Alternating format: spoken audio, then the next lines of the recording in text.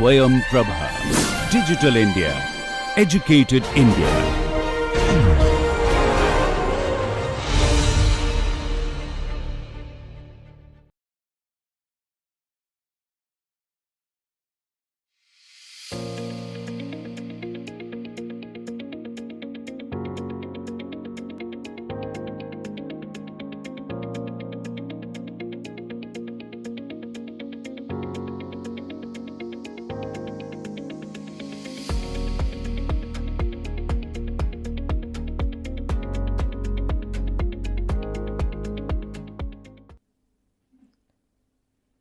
Hello and welcome to lecture 48.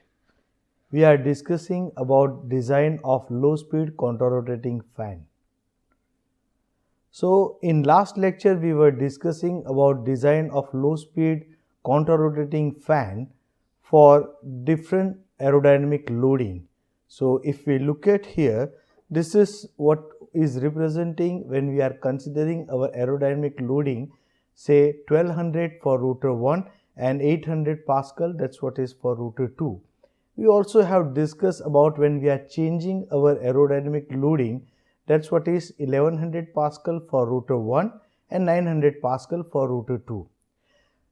Here in this case, if we look at by changing our aerodynamic loading for rotor 1, say 1200 and 1100 Pascal, we can clearly see how my shape of the blade, that's what is changing all the way from hub towards say our tip region. Okay, and since we are doing our design for tip loaded configuration, in order to have say reasonable degree of reaction near the hub region, we are having this curvature that we can see. Say for rotor 1, for 1200 Pascal, we will be having say larger turning of flow near the tip region. If you are considering for say rotor 2, not much variation, that's what we can see, but at the same time because of change of aerodynamic loading near the tip region for rotor 1, accordingly the tip loading, that's what will be changing for rotor 2. Now this is what all we were discussing about the fundamental concept or fundamental method for the design. Let's discuss today for the next step. Say we will be doing our design for this contra-rotating fan using second concept, that's what is say free vortex concept. We can understand, say we have discussed the design of say axial flow compressor with different design methods. Similar kind of concept can be adopted for design of contra-rotating fan. But for the sake of brevity, we will be discussing here one more method for the design, that's what is say free vortex design method. So for free vortex design method, the design procedure, that's what will be similar to what all we have discussed for fundamental method till mid section. So we will not be repeating those calculations what we have done for the mid section. Now we know when we are talking about say low speed configuration, we are doing our calculation for mid section at 50% of span. Do not forget both the logics, that's what is applicable for rotor 1 as well as for rotor 2. Here in this case, once we have done our calculation at the mid section, then we will be adopting the low concept, or we can say world distribution concept, that's what method we will be opting for. Here in this case, we will be using say free vortex design concept, for which we will be taking CW into R equal to constant for rotor 1. Similarly, here for the design of rotor 2, we are making assumption that the flow which is coming out from rotor 1 with absolute velocity of C2, the same flow or same absolute velocity with which flow will be entering in my rotor 2. That means if we are considering our absolute flow angle at the exit of rotor 1, say alpha 2, that's what will be equal to alpha 3. This is what we are making assumption in order to simplify our design process. And later on we will be discussing, and we know like we have adopted this method and with which we have done our design, that's what is working absolutely fine with. Here in this case, if we consider now for rotor 2, we have discussed the flow which is coming out from rotor 1, that's what will be having some whirl component, say CW2. Now this whirl component, that's what will be having the direction, that's what is opposite to the direction of the rotation. So we can say this whirl component, that's what will be getting added up. We will see all this calculation when we move ahead with. So let's check with. So this is what we already have done calculation at the midsection for the rotor 1. So here in this case we have taken our pressure rise as 1200 Pascal. So we will be using this free vortex design concept for 1200 Pascal of rotor 1 and 800 Pascal for rotor 2. So if we are opting for that, we have done our calculation for the constant. We can say for free vortex, we are taking CW at midsection and my radius at the midsection. The product of that, that's what is coming to be constant, and that's what we are calculating as 4.84. Now this is what is a concept, that's what we have discussed for our state design. Same concept we can use for our contra rotating fan design.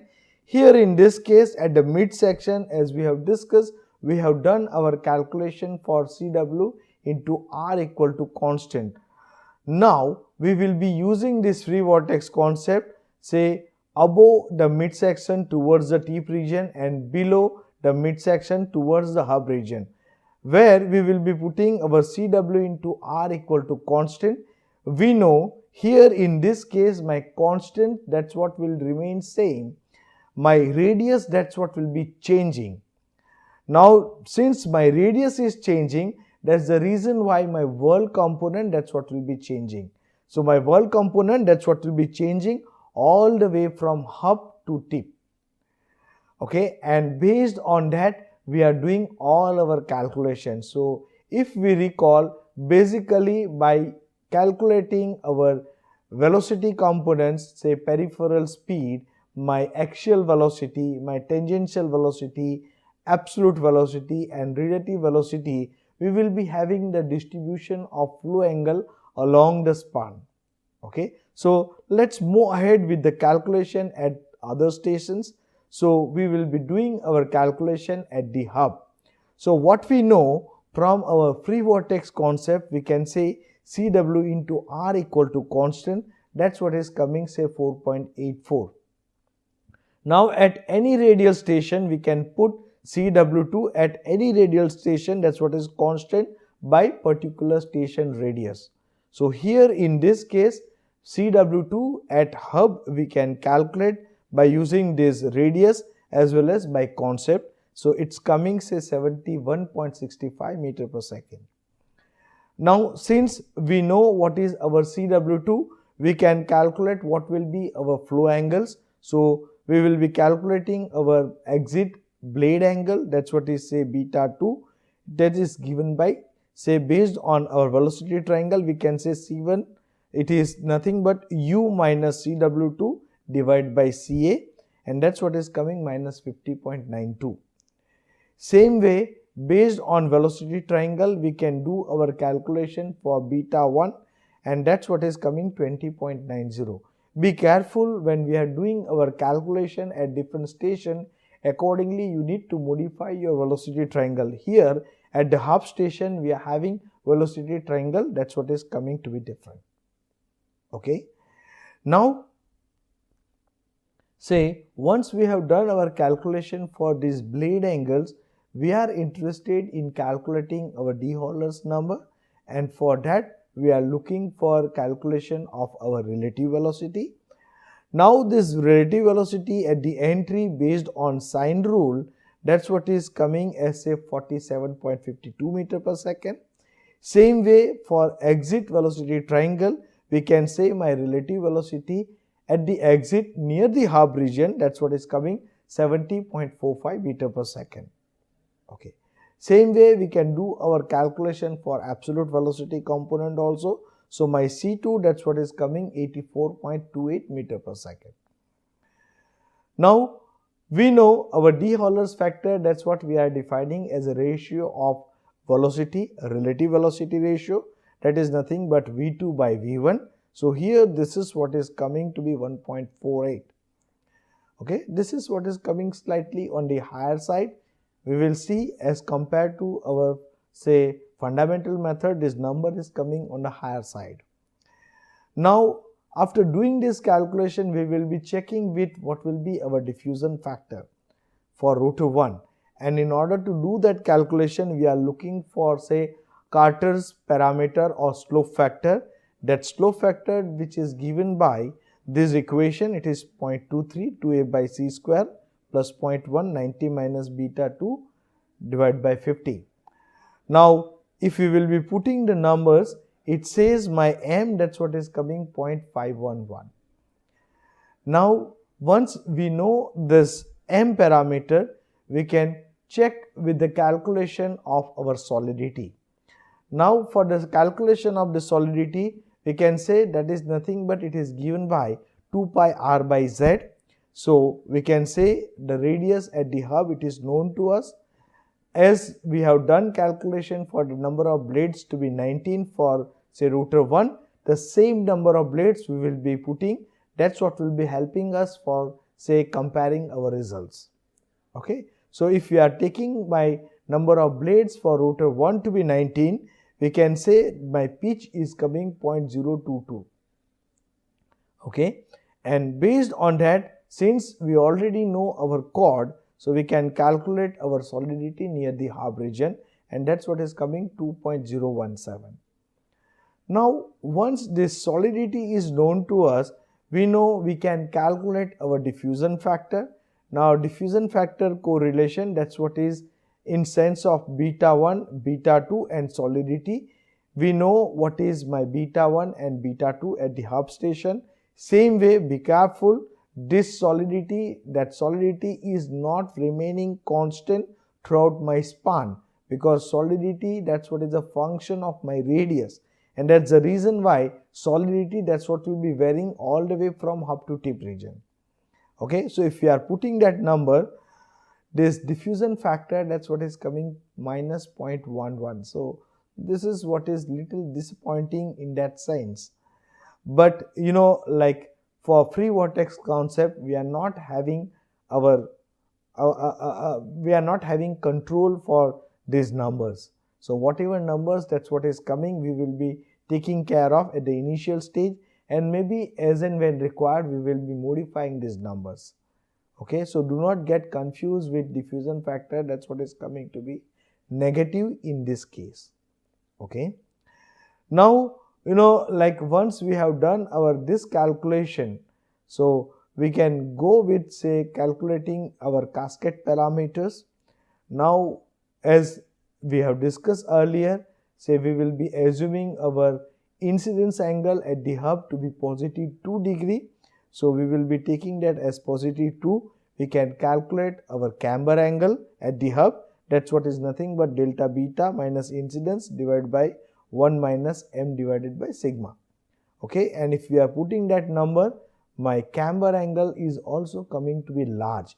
This is what is coming 109.07. You can understand, like when we will be discussing all our results, we will be realizing what all are the limitations or what all are the challenges when we are opting with free vortex design concept. And that's the reason why intentionally initial calculation we are showing for the hub station. Okay, now once we know what is our camber angle, based on say by Carter's correlation, we can calculate deviation angle, that is nothing but m into theta divided by sigma, and that's what is coming 39.24 degree. Same way we can calculate our blade setting angle, or we can say stagger angle, that's what is in sense of beta minus incidence minus theta by 2, and that's what is coming minus 35.63 degree. Okay, so this all are the calculations for my cascade parameters or aerofoil parameters or blade parameters at particular station, that's what is at the hub. Now what we are looking for is we are also looking for the calculation what is happening near the tip region. So in line to what all we have discussed at the hub station, same logic, that's what is applicable here. Now we will be applying say our free vortex design concept near the tip region. So we can say my CW2 at the tip, that's nothing but it is constant divided by RT. Okay. Now if we are putting this as say CW2, it is coming 23.88 meter per second. We can do our calculation for the blade angles beta 1 and beta 2 at the tip station. Okay. Here in this case we will be calculating beta 2, that's what is coming 31.31 degree. My beta 1 at the tip, that's what is coming 48.82 degree, and my alpha 2, that's what is coming 28.27. So this all what we say, that's what is based on our velocity triangle and based on trigonometry. This is what all we have discussed earlier also. So without taking much time, let's move ahead with the calculation for the relative velocity ratio near the tip station. So here this is what we can say. We are having my inlet relative velocity as 67.61 meter per second, my outlet relative velocity as say 51.97, and absolute velocity is coming 50.41 meter per second. Okay. Now when we are taking this ratio, that's what is coming as say 0.76. Okay, and as we know that need to be greater than 0.72, and that's what is happening here. Okay. Now in order to calculate our diffusion factor, the M parameter, that's what has been calculated near the tip station, and that's what is coming 0.347. Now once this M parameter is known to us, we can do our calculation for the solidity and the diffusion factor. Now for solidity, as we have discussed, we have our number of blades to be 19 for rotor 1. Now we will be putting say 2 pi r into my tip radius as say 0.2025, and 19 number of blades, that's what is giving pitch to be 0.066. Okay, and the solidity is coming 0.672. Okay. Now based on this solidity and my blade angles beta 1 and beta 2 near the tip station, we are able to calculate the diffusion factor at the tip, and that's what is coming 0.489. So like this is what will give idea how my say de Holler's factor, how my diffusion factor, that's what is happening, or that's what is coming near the tip station. In order to have the parameters for the generation of blade, we are looking for the blade angles, we are looking for say aerofoil angles, that's what we are defining as a camber angle, stagger angle, and say deviation angle, that's what we are calculating. As we have discussed here, we are assuming our incidence angle near the tip region to be -2 degree. When we say this is what is a -2 degree, we can calculate our camber angle, and that camber angle, that's what is coming 33.98.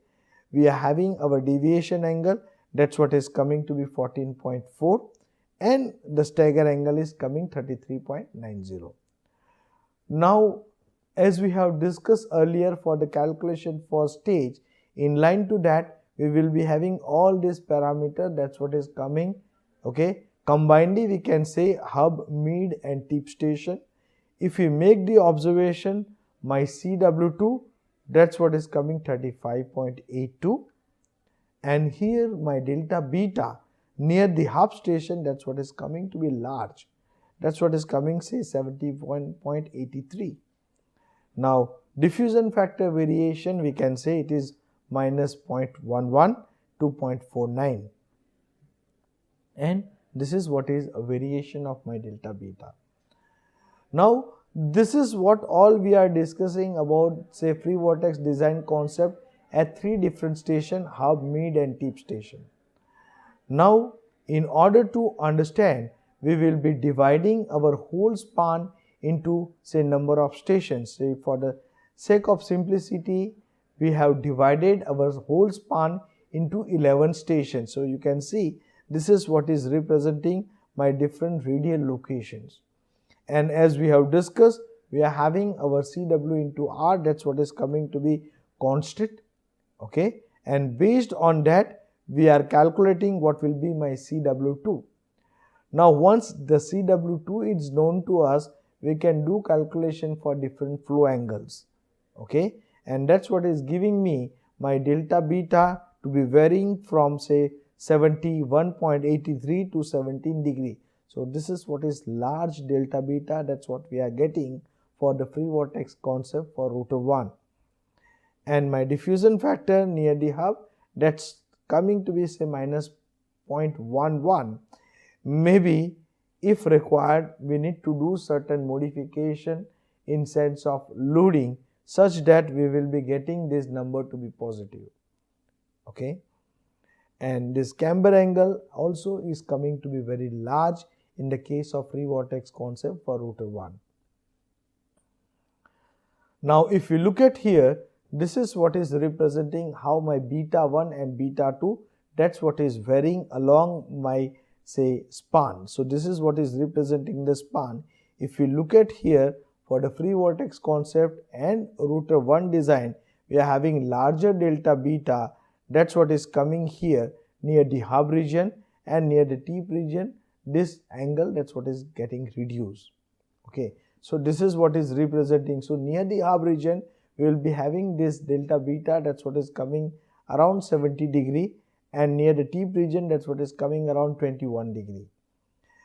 Since we are having our alpha 1, that's what is axial entry, and this is what is representing my alpha 2, and this is what is representing my diffusion factor for the rotor 1 and de-Holler's factor for rotor 1. Okay, now let's try to compare with our fundamental designs. Okay, here in this case if we are observing carefully, say my beta 1, that's what is same for both the design cases for fundamental approach as well as for free vortex approach, but here in this case my beta 2, if we are looking at, then my beta 2, that's what is coming to be larger for free vortex concept. So here my beta 2, that's what is coming to be larger. Okay, so delta beta is coming to be higher. Now if we compare our fundamental design method, it says my delta beta is, it is nearly half in the region, and if we are comparing our delta beta for fundamental design approach, it is not giving very high twist to rotor 1 blade. But we are considering, if we are considering our free vortex concept, for that we will be having our delta beta to be coming as large from hub to tip. Okay. Now this is what we were discussing about. Same way, if we are comparing our de-Holler's factor, that is also coming in a great control when we are talking about the fundamental design approach. When we are talking about the diffusion factor, it shows a smooth diffusion, that's what will be going to happen. Now we are not criticizing any design method. Okay, whatever design method we will be adopting for design and development of rotors, that's what is absolutely fine if it is working as per the expectations. So it is designer's choice to opt for which kind of method or what rotor and how the design method or wall distribution he will be opting for. If it is giving what results are expected or what performance are expected, and if it is working absolutely fine, that's what is the design approach. Okay, so do not misunderstand in sense of free design, say free vortex design concept and fundamental design method concept. Okay, now we have discussed about the corrected flow angles. So here also, in order to have similar discussion in sense of my deviation angle, we have discussed what all we will be getting using the computational method or computational analysis. Accordingly, we need to modify our deviation angle. So let's assume the variation of say deviation angle, we are taking that to be 4 degree. Okay, if we are assuming that to be 4 degree, accordingly we will be having corrected camber and corrected stagger. And as we discussed, this corrected camber and corrected stagger angle, that's what will be used for making of the blades. Okay, so if we look at here, this is what is representing, say, by having, this is what is representing my free vortex design concept. So we can see we are having highly twisted blade, that's what is coming for rotor 1. And if we are comparing, this is what is our fundamental design method for say 1200 Pascal and 800 Pascal distribution, my blade twist is coming to be lower. Okay. Now same design concept or same methodology we can opt for rotor 2. So here in this case, we need to be very careful when we are doing our design for contra-rotating fan, as we made the statement earlier and as we have discussed at the initial stage also, we are assuming our absolute velocity, say my C2 and C3 to be same and my alpha 2 and alpha 3 to be same. If we are considering that as a case, we will be having our CW2 and CW3, that's what will be coming to be same. Now my whirl component at the exit, that's what is important when we are doing our design for free vortex concept. So we will be doing our calculation for CW4 into R equal to constant, and that method, that's what we will be opting for designing or calculating different flow parameters, different flow angles, velocity components at different stations. Okay. Now same in line to what all we have discussed for say design, here we will be calculating the flow parameters at hub station. So as we have discussed here in this case, we are taking my C2, that's what is equal to C3, my alpha 2 equal to alpha 3, and that's the reason my CW2 equal to minus CW3. Be careful about that part. When we are considering that as a case, we will be able to calculate what is our beta 3. Here in this case, this is what is U minus CW3, but the CW3, that's what is nothing but it is minus CW2, and that's the reason why my beta 3 is coming to be 63.38 degree. The same logic we have discussed for our fundamental design approach also. So do not get confused why this sign is coming as a negative. Okay. Now we will be opting for our free vortex design concept at the exit of rotor 2. So we will be putting CW into R equal to constant, since my CW4, that's what we have calculated at the mid station, and based on that my constant is coming minus 1.27. So if we will be using that, we are able to calculate what will be our blade angles beta 3 and beta 4 for rotor 2. Okay. So here in this case, my beta 4, that's what is coming 38.83, and my delta beta, that's what is coming say 24.54. Okay. Now in line to that, we will be able to calculate what will be our flow angles, say alpha 4. We can calculate what will be our say relative velocity components. So my V3 and V4 based on our velocity triangle, we can calculate.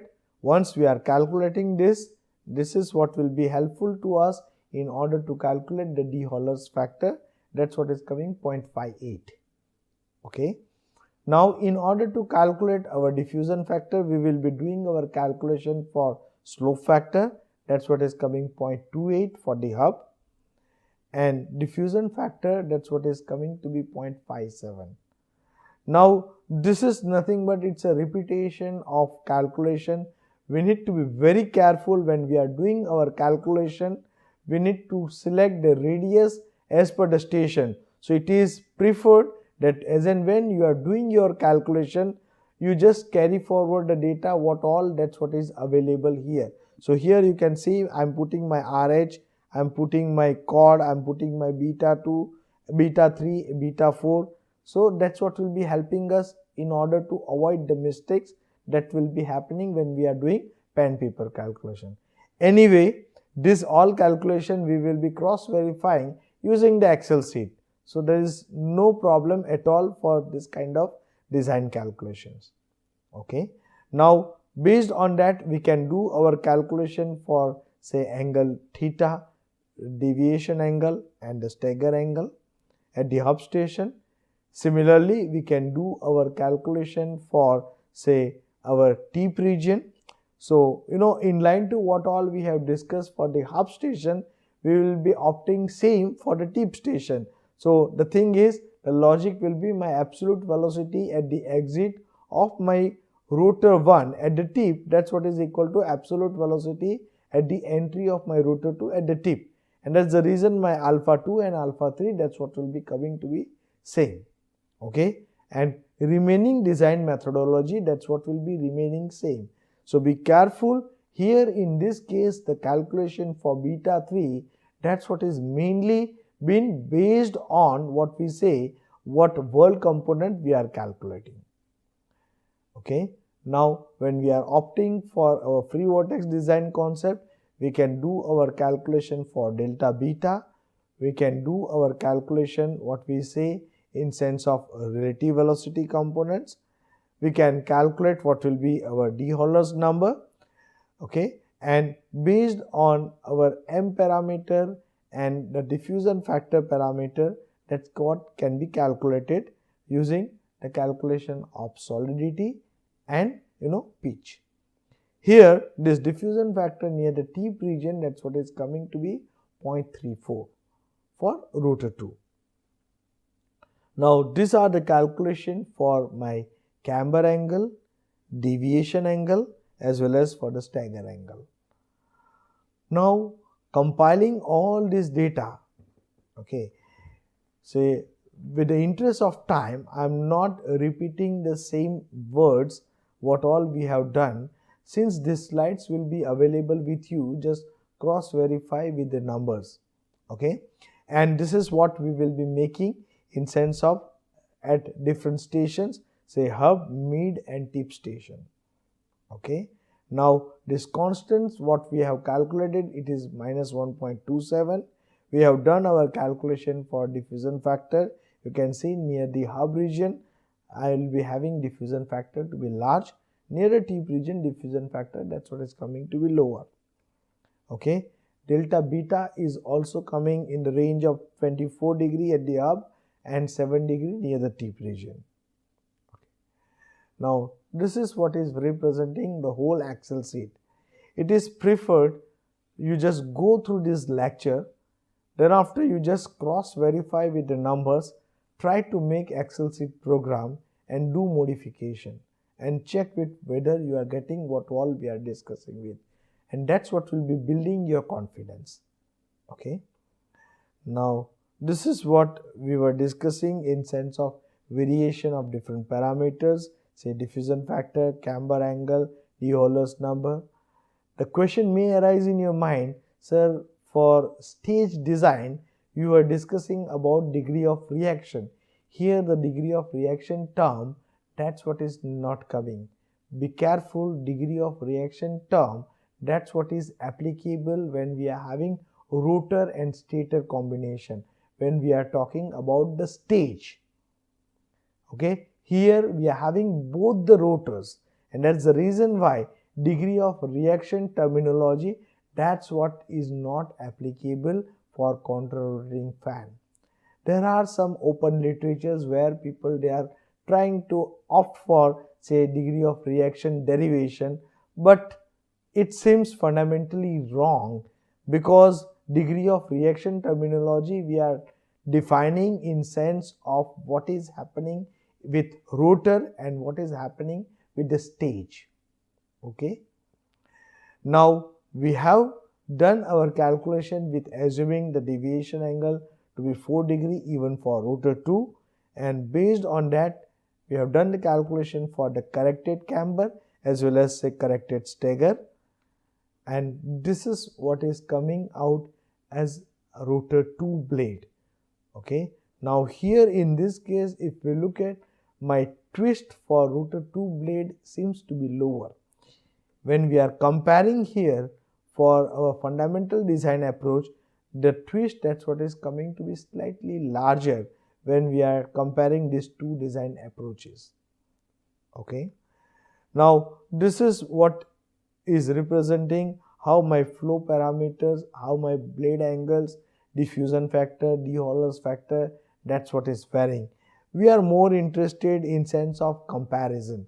So here in this case, if we look at this red color one, that's what is representing the fundamental design approach for delta beta, okay, for rotor 2. So here this is what is representing how my delta beta, that's what is varying near the hub region and near the tip region. If we look at carefully, my delta beta for the free vortex near the hub, that's what is coming to be larger compared to what all we are discussing for the fundamental design approach.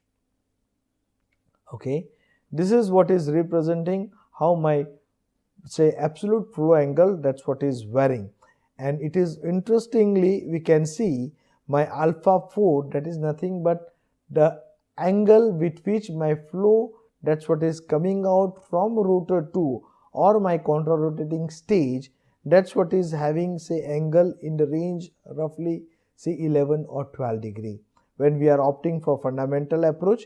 And when we are opting for the free vortex approach, this angle is coming to be large near the hub region. Okay. Now this is what is representing how my delta beta, my de-Holler's factor and diffusion factor, that's what is varying along the span. So finally, if we look at the two design approach or methodology, what we have discussed, say fundamental design approach and free vortex design approach, if we are comparing the blade shapes, you can see here this is what is representing my rotor 1 blade. Okay, this is what is a view from one side, this is what is from the other side, and we can see carefully near the hub region for the free vortex concept we are having delta beta, that's what is coming to be large. That means I will be having higher turning of the flow, that's what is happening near the hub. And because of my free vortex concept, I will be having my blade to be highly twisted blade all the way from hub to say tip region.